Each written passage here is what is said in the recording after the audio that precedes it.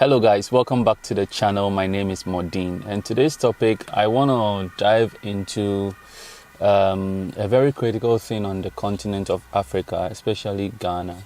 I want to talk about where I'm familiar with, but I think this is something that cuts across, and then maybe we can all contribute in the comment section below, learn a thing or two from each other and all.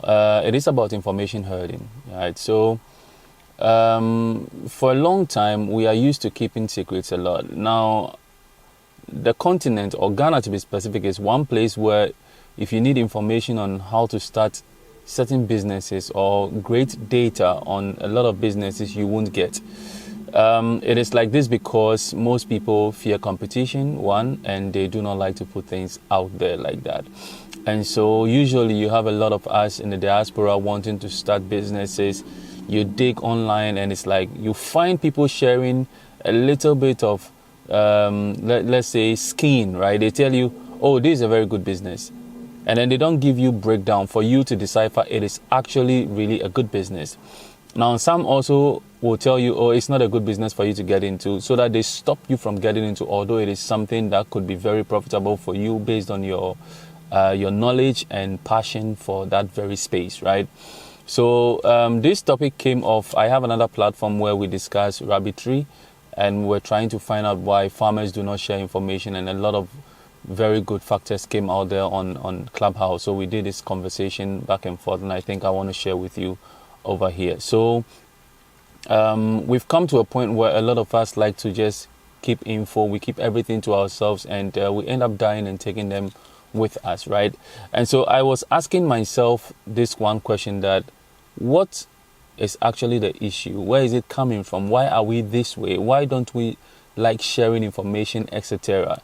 And I tend to lean towards our upbringing. It's more of a tradition, something we are brought up to do. Now, sometimes, a lot of people who come to Ghana, who come from Ghana, know this, right? That any little success you achieve and stuff like that, your family will usually tell you, your parents will tell you, you don't go to this, your auntie, don't do this, don't go here, don't go to the village, because people will have bad eye on you. And we seem to have kept this thing with us to the extent that we don't share anything at all. And the only reason why the world we see today has come this far with technological advancement and all is solely because people share information and people document things for others to further research and to improve things that already exist, right? And so these are the things we need to be doing, and that is the reason why it looks like Africa, our land, Ghana, for example, is so promising, but yet we retrogress in a lot of things we do. And so one of the reasons, aside this upbringing, when we're discussing, one teacher also brought the fact that one of the things that contributes to this very one is also the fact that in school, a lot of you know this in school, that when we are doing your work, like exam or even classwork and everything, you are told to cover your work. You are writing and you're asked to cover it so someone else doesn't see it, your next person doesn't see it. Whereas when you come to the West, the nature here is that things are done in groups when you're starting out as a kid. So kids will share information and try to solve a particular question, or a particular project. People come together to solve. That way ideas are shared. That way people are open to actually sharing their flaws as well as their successes. And so when you have dynamic people on board, you are usually growing together and you pick valuable information from here and there, and you are not afraid to share things, right? And so this is one thing that I think silently is killing us, but we are not even paying attention to it, right? So all the new schools that are coming up now, this is something we need to actually weave it into our moral fabric, so that people will actually learn from a very younger age. It's all about reorientation. And for us as adults now, there isn't much that can be done for those that have already been corrupted with this type of thing. But we need to make a conscious effort to reintroduce our kids and the young ones, or people who can actually change, to knowing that sharing information isn't a bad thing at all. Because this thing is actually hurting us. And till date, Ghana cannot boast of just one multinational company. You get it? We can't boast of just one company that it's all over in Ghana, and as well when you travel to other places in Africa, you can find it, as well as even in Europe, right? But we have the McDonald's, we have the KFCs now springing up across Africa, and it's very sad, you know. I don't know if we ask ourselves this question that much as a people and want to consciously make an effort to solve this thing. It's like we are too comfortable within our own zone, thinking that the secrets that make us the little money we have, or that has given us that success, is actually that same thing that can grow us to the next big stage. But it's not like that, because if you share, people will see loopholes and will build on it. Let's look at the case of Tesla. You know, sometimes if you want to improve a whole industry, there is a way you can do it and go about it properly. So guys, I'm parked in a car park, so there might be movement and all that. I don't know if you hear the sound and all that stuff. But usually, taking if you want to change an industry, there are things you can actually do personally to want to change it, you know. So some of the things that happen in this case is this.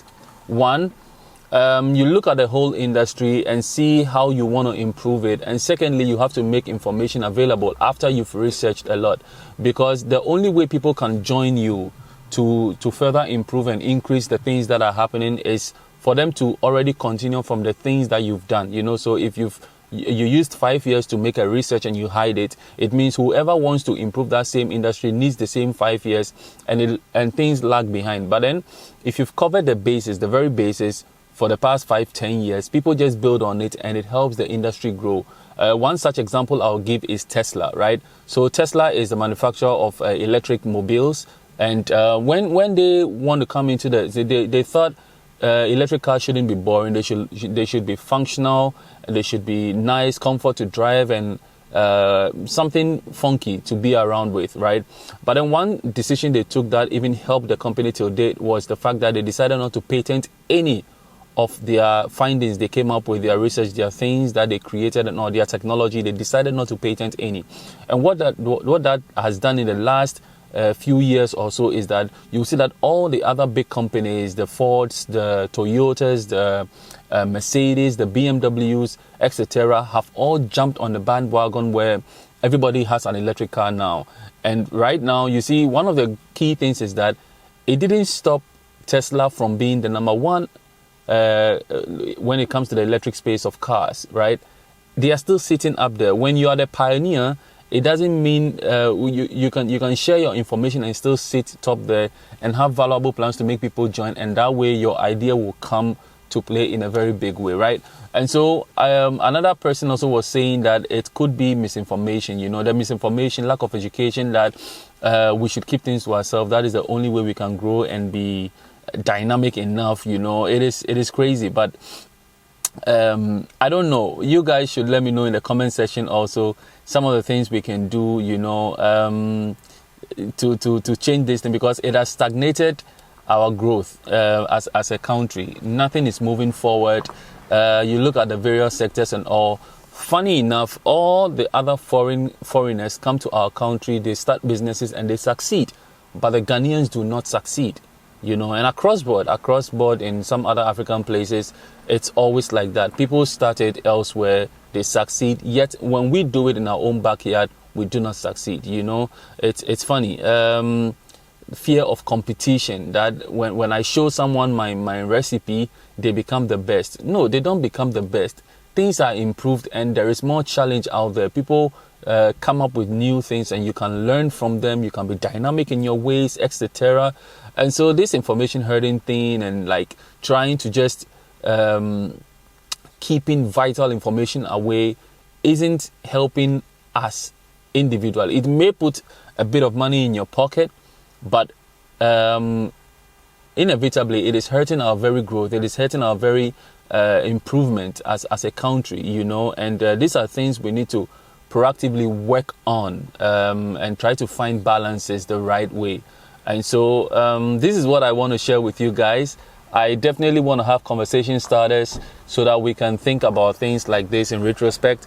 If you're out there and you think there are points, let us notice. I can't say everything, of course, but we are all learning. I'm very eager to learn from you guys also. We should just open up. If there are some other topics you would want us to delve into, I can also start it, and then we can start looking at things to bring some sort of decency and growth into our continent, our country, and to see us move in a positive light. My name is Mordin. I hope you've been able to enjoy this one too, and this was of great value to you. Do have a great evening or good afternoon, morning, wherever you are.